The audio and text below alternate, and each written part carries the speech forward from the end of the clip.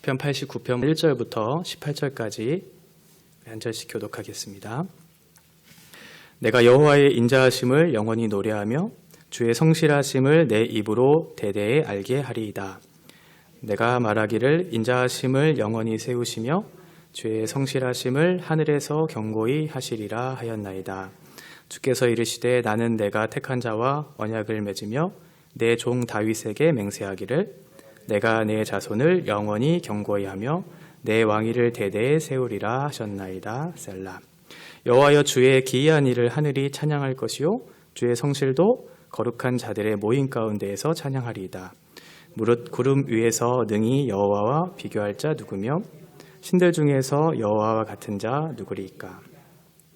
하나님은 거룩한 자의 모임 가운데에서 매우 무서워할 이시오며 둘러있는 모든 자 위에 더욱 두려워할 이시니이다. 여호와 만군의 하나님이여 주와 같이 능력 있는 이가 누구리이까. 여호와여 주의 성실하심이 주를 둘렀나이다. 주께서 바다의 파도를 다스리시며 그 파도가 일어날 때 잔잔하게 하시나이다.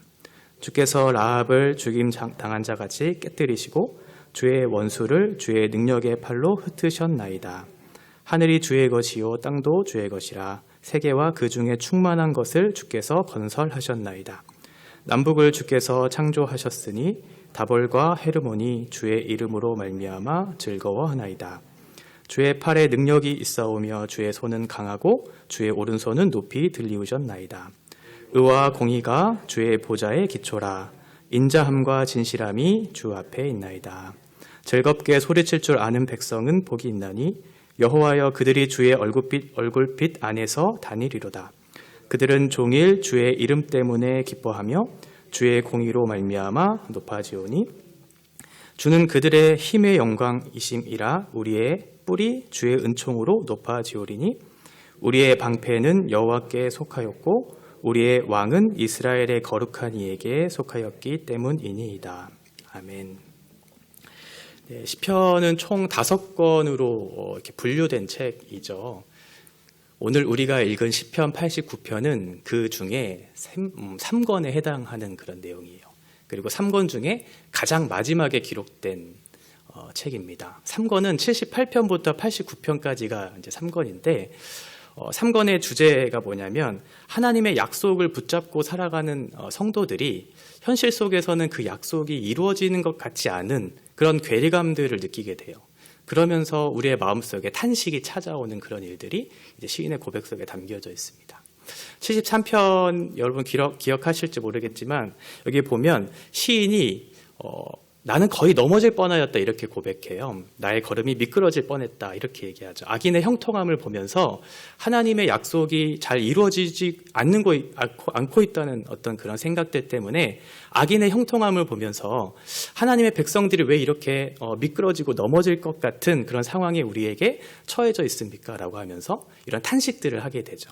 그때 시인이 하나님의 어떤 그 계획과 뜻, 그 성품들에 대한 어떤 신뢰들을 발견하게 되면서 결국 하나님이 이 일을 우리에게 두신 이유가 있구나라는 것을 이제 나중에 고백하게 되죠. 그게 17절에 보면 하나님의 성소에 들어갈 때 그들의 종말을 내가 깨달았다 이렇게 얘기해죠. 그러니까 현실 속에서는 지금 나는 하나님의 백성으로서 형통함을 누리고 있지 못하는 것 같고 악인들은 계속해서 형통함을 누리고 있는 것 같은데 이것이 과연 정당합니까? 라고 하는 그런 의문이 들었을 때 그 시인이 하나님의 성소에 들어갔을 때야 하나님이 어떠하신 분이고 하나님의 뜻이 어떠한 것인지를 알게 되었을 때 비로소 내가 깨달았다라고 하는 거죠.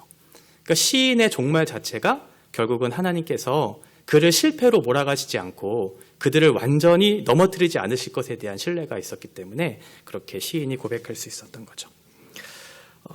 오늘 시도 비슷한 내용이 사실은 기록되어 있거든요. 오늘 우리가 18절까지 기록된 내용을 읽기는 하였지만 여기에는 인자와 성실이라고 하는 긍정적인 측면들을 계속해서 부각시키고 있지만 38절 이하에 보면 사실은 지금 시인이 당하고 있는 현실은 굉장히 비참했어요.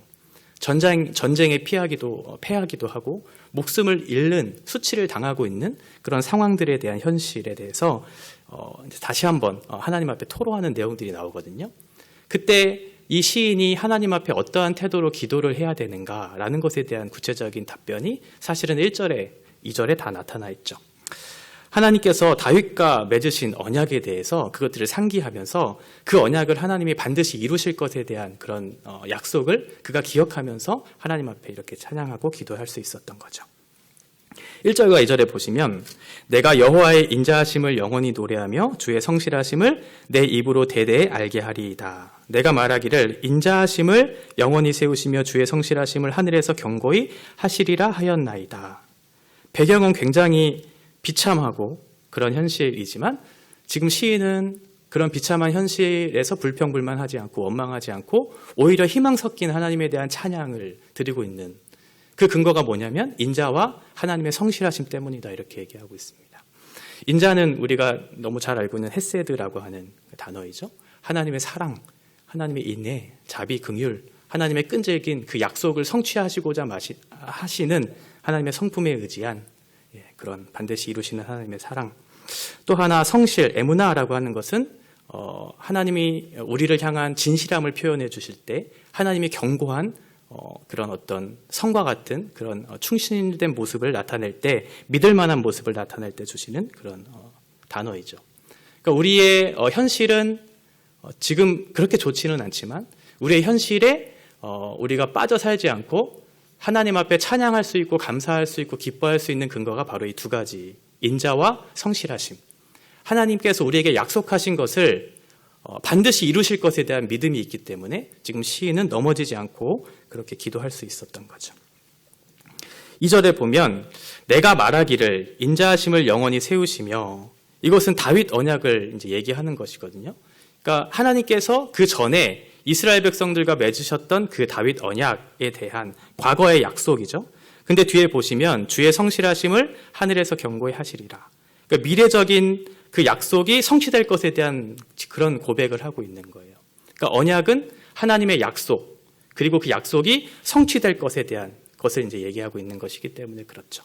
그런데 지금 시인은 어떻게 고백하고 있냐면 과거에 대한 약속을 회상하는 것으로 그렇게 그치지 않고 미래에 대해서 단순히 소망하는 것으로 그치지 않고 현재적으로 이 믿음을 고백하고 있다는 거예요.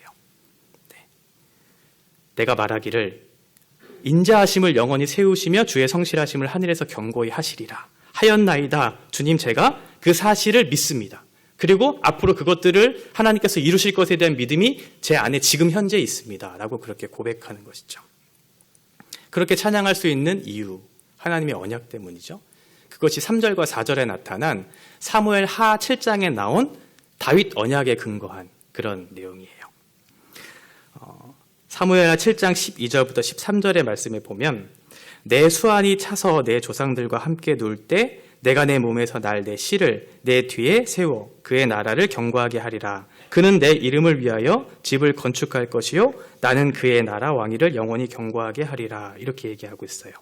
자손을 영원히 경고하게 할 것이고 그 씨를 통해서 그 영원한 왕위를 보존할 것이고 그 통해서 영원한 왕으로 오실 예수님을 지금 예표하고 있는 그런 내용이죠.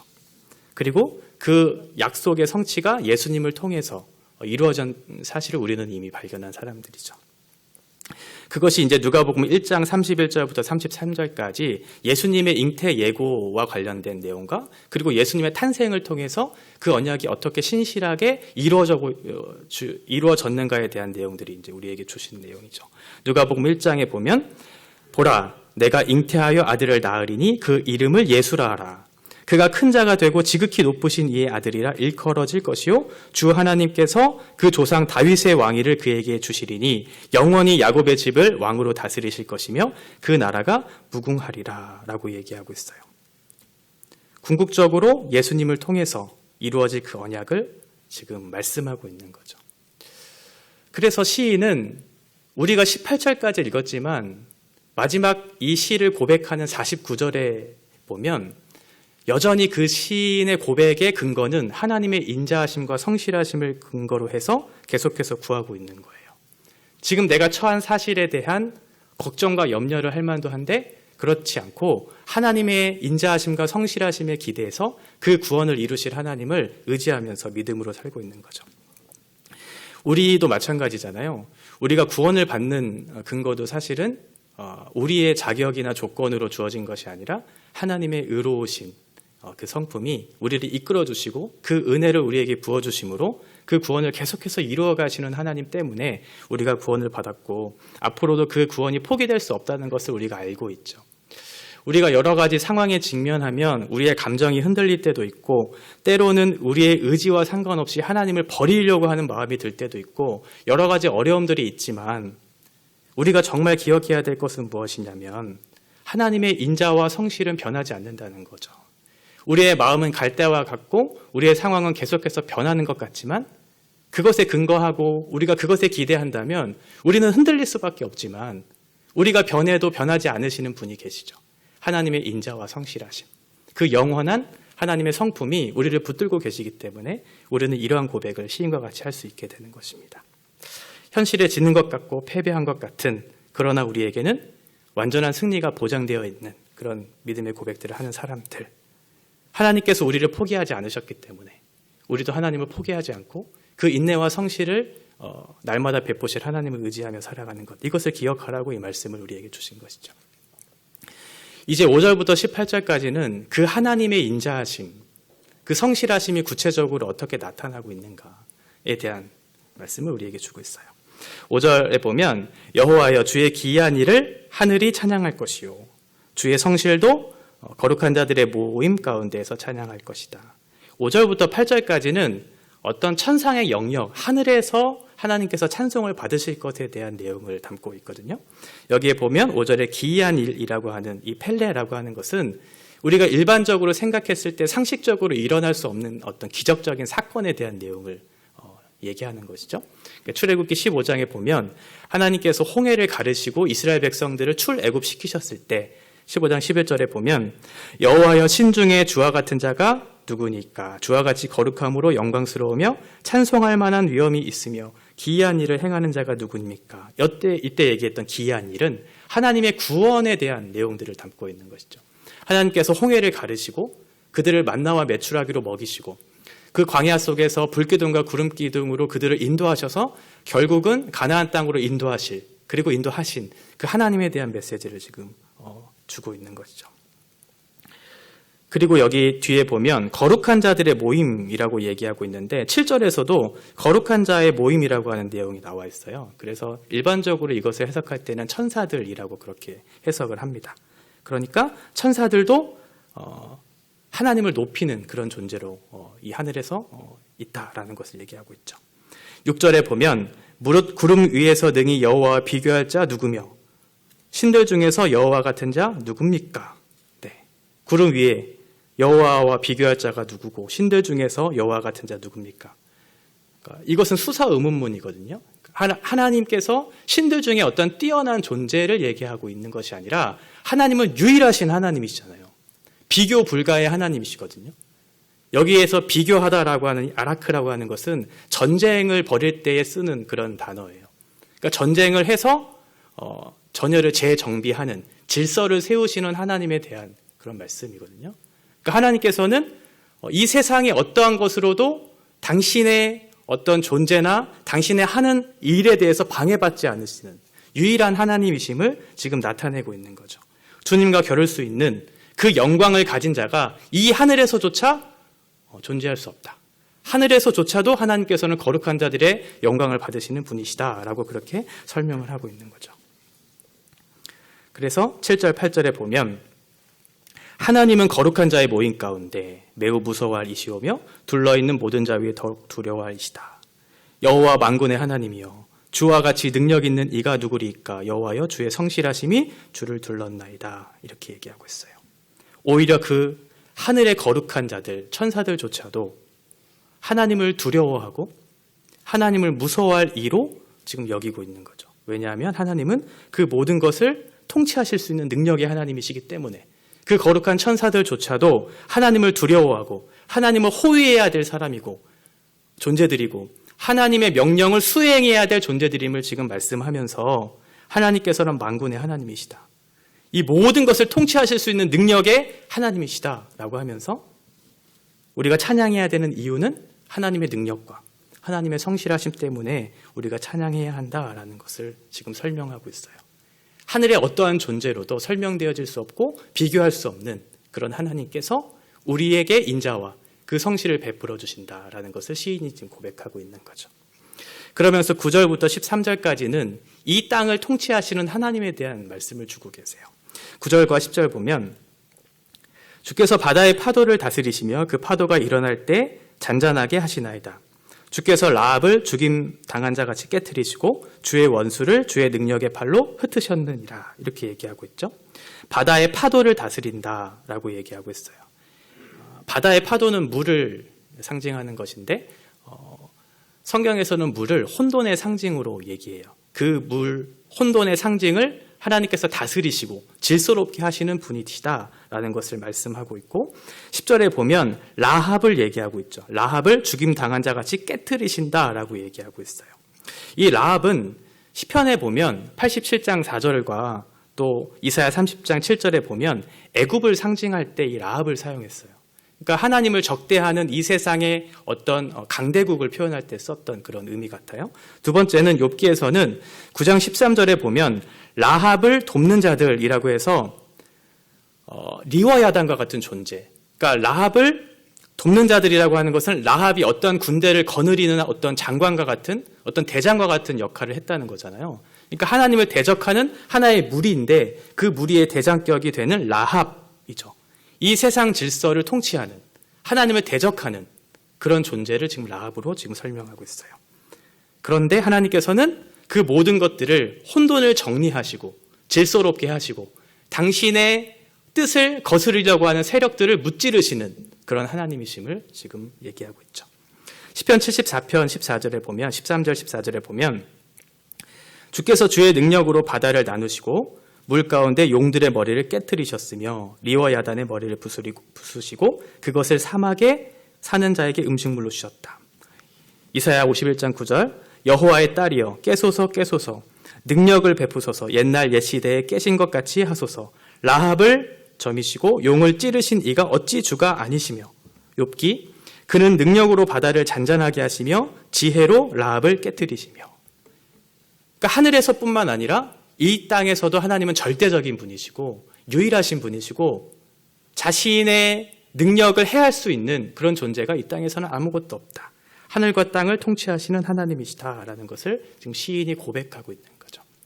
또 하나 11절부터 13절에 보면 하늘이 주의 것이요 땅도 주의 것이라 세계와 그 중에 충만한 것을 주께서 건설하셨나이다. 남북을 주께서 창조하셨으며 다볼과 헤르몬이 주의 이름으로 말미암아 즐거워하나이다. 주의 팔에 능력이 있사오며 주의 손은 강하고 주의 오른손은 높이 들리우셨나이다. 이렇게 얘기하고 있죠. 이 해석에 대해서 크게 두 가지로 해석이 되는 것 같아요. 하나는 남북이라고 하는 것을 북이스라엘과 남유다로 해석하시는 분들이 계세요. 그리고 이 다볼과 헤르몬을 이제 요단강을 이제 근거로 해서 북동쪽에 있는 헤르몬과 남서쪽에 있는 다볼산 이렇게 해서 동서남북을 통치하시는 하나님 이렇게 해석하시는 분들도 계시고 또 하나는 남북이라고 하는 것을 하나의 어떤 산의 지명으로 해석하시는 분들도 계세요. 그래서 자폰, 아마누스라고 하는 산으로 이렇게 하고 또 하나는 다볼과 헤르몬 산이라고 해서 4개의 지역을 통치하시는 그 산을 다스리시는 하나님이심을 이제 얘기하는데 고대 근동 사람들은 이 산을 이 세상을 떠받치는 하나의 땅으로 생각했어요. 그러니까 이 산을 어떻게 얘기했냐면 이 온 땅, 우리가 지금 발을 딛고 사는 그 온 땅에 대한 지금 얘기를 하고 있다. 이렇게 생각한 거죠. 두 가지 다 결국은 하나님의 이 땅에서의 모든 통치권이 하나님 안에 있다는 것을 지금 얘기하고 있는 거죠. 하늘과 땅, 동서남북의 주인, 온 땅은 하나님의 것이다. 하늘뿐만 아니라 이 세상의 모든 세력들을 제압하실 뿐만 아니라 이 세상의 모든 섭리를 이끌어 가시고 통치하시는 하나님이심을 지금 나타내고 있는 거죠. 그러면서 마지막 14절부터는 이제 다윗 언약을 세운 하나님의 성품들을 지금 다시 한번 설명해 주고 있어요. 14절에 보면 의와 공의가 주의 보좌의 기초라 인자함과 진실함이 주 앞에 있습니다. 라고 그렇게 얘기하죠. 이것이 하나님께서 구원을 계획하시는 그리고 그 구원을 이루어 가시는 방법들이에요. 하나는 공의와 의로 하나님께서 그 구원을 이루어 가시죠. 하나님께서 우리가 당해야 할 그 공의로운 심판을 예수님을 통해서 대신 십자가에 지게 하시고 그 공의를 이루어 주셔서 우리를 하나님 편에 설 수 있는 근거를 마련해 주셨고, 예수 그리스도를 믿는 자들에게 하나님께서는 그 의를 우리에게 전가시켜 주셔서 우리를 이제 의인이라고 여김을 받게 하시는, 그리고 하나님의 인자하심, 헤세드가 그 구원의 은혜를 우리에게 베풀어 주시는 그것을 통해서 하나님의 자녀가 된 뿐만 아니라 그것을 성실하시게, 진실하시게, 견고하게 끝까지 이끌어 가시는 하나님의 그 성실하심이 우리의 구원의 완성을 이루어가는 것을 발견하죠. 이런 하나님의 성품이 구원을 계획하고 그 구원을 이루시고 완성시키실 것에 대한 말씀을 우리에게 주심으로 우리에게 주어진 그 구원이 너무나 확실하구나. 비록 그 중간에 때로는 넘어질 수 있고 깨어질 수 있는, 탄식할 수 있는 여러 가지 요소들이 있지만 하나님께서 공의와 의로 그 계획하시고 성취하시는 그 방법을 우리에게 보여주시고 인자와 성실로 우리의 구원을 이루어 가실 것에 대한 메시지를 주면서 너희가 정말 이 사실을 알고 있다면, 너희가 정말 이 사실을 신뢰하고 있다면 이 길을 걸어가는데 크게 어려움 당하지 않을 것이다. 기쁨으로 오히려 이 길을 걸어갈 수 있을 것이다 라고 우리에게 말씀하고 있는 거죠. 그래서 15절에 보면 이것을 경험한 사람들은, 하나님의 공의와 의를 경험했고 하나님의 인자와 성실하심을 경험한 사람들은 더 이상 어둠 가운데 거하려고 하지 않겠죠. 우리가 어둠 가운데 있었던 사람인데 빛으로 인도함을 받았으면 그 빛이 얼마나 값지고 귀한 것인지 경험했잖아요. 근데 다시 어둠으로 돌아가려고 하는 사람들이 없겠죠. 어둠을 쫓지 않고 빛을 따라 걸어가게 될 것이다. 마태복음 5장 10절에 14절에 얘기하고 있는 것처럼 너희는 세상의 빛이라 라고 얘기하고 있는 거죠. 하나님께서는 너희에게 세상의 빛이 되어라 라고 말씀하시지 않고 너희는 세상의 빛이다 라고 얘기하고 있어요. 너희 스스로 빛이 되도록 열심히 우리의 힘으로 빛이 되도록 노력하는 것이 아니라 하나님이 우리를 그렇게 빛으로 만들어 주셨고 하나님의 열심과 인자와 성실이 우리를 빛으로 만들어 주셨기 때문에 너희는 그 길을 기뻐하면서 즐거워하면서 걸어가면 된다고 말씀하고 있는 거죠. 우리의 구원은 이미 완성되었고 우리의 구원은 확증되었기 때문에 그것에 대해 의심하거나 포기하려고 하거나 낙심하지 않고 하나님의 인자와 성실하심에 기대서 넉넉히 그 길을 걸어가라고 말씀하고 있는 거죠. 16절에 보면 그들은 종일 주의 이름 때문에 기뻐했다. 사실은 이 주의 이름 때문에라고 하는 것이 주의 이름이 목적어거든요. 그러니까 우리가 기뻐하는 근거는 뭐냐면 주의 이름 때문에 기뻐하는 것도 사실은 있겠지만 주의 이름 자체를 기뻐하는 것이 사실은 맞아요.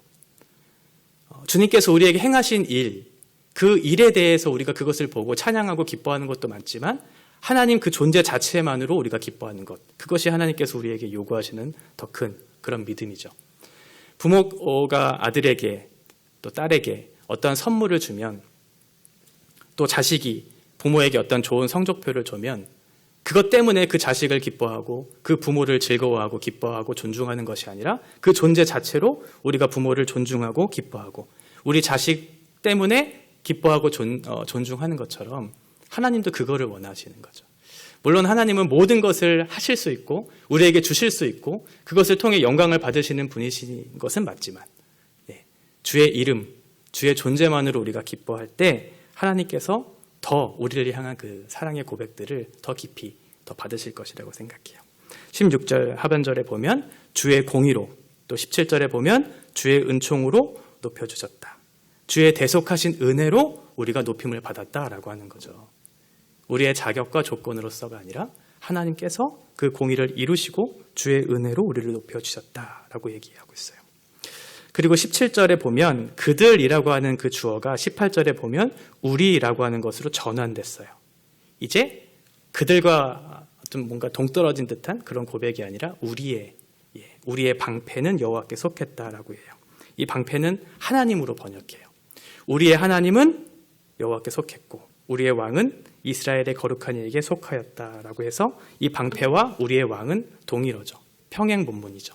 우리의 왕이신 하나님, 우리의 왕이신 하나님은 여호와께 속하신 거룩한 분이시다라는 것을 지금 설명하고 있어요.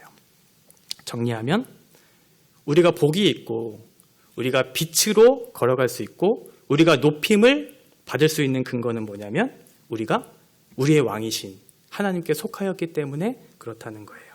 저와 여러분이 하나님께 속한 사람이기 때문에 하나님께서 우리에게 복을 주신 것이고 저와 여러분이 하나님께 속한 사람들이기 때문에 빛으로 걸어갈 수 있게 하신 것이고 우리를 높여주셨다라고 지금 시인은 고백하고 있는 거예요.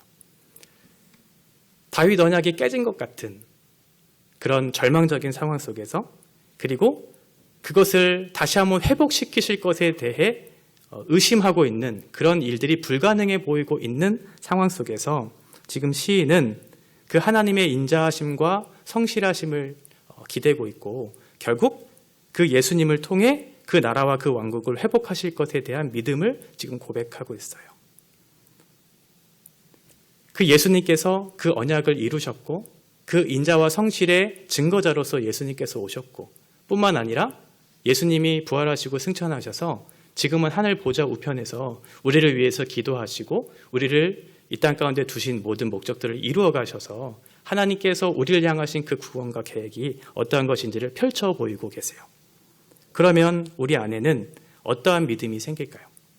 비록 이 현실은 고난이 있고 아픔이 있고 이해되지 않는 그런 여러 가지 상황들이 있지만 하나님께서 그 언약을 이루신 증거로 예수님을 보내어 주셔서 지금도 그것을 통치하고 있다는 것을 기억한다면 하나님이 우리를 향한 그 뜻이 앞으로도 이루어질 것에 대한 믿음이 우리 가운데 생길 거예요.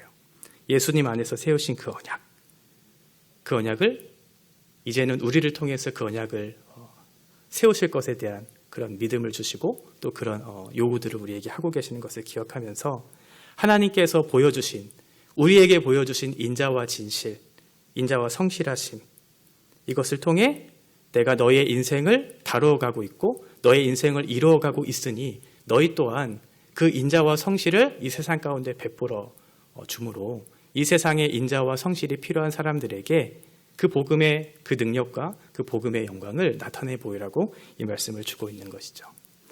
하나님께서 여러분들의 각자의 인생을 택한 것은 분명한 목적이 있었기 때문에 그렇죠.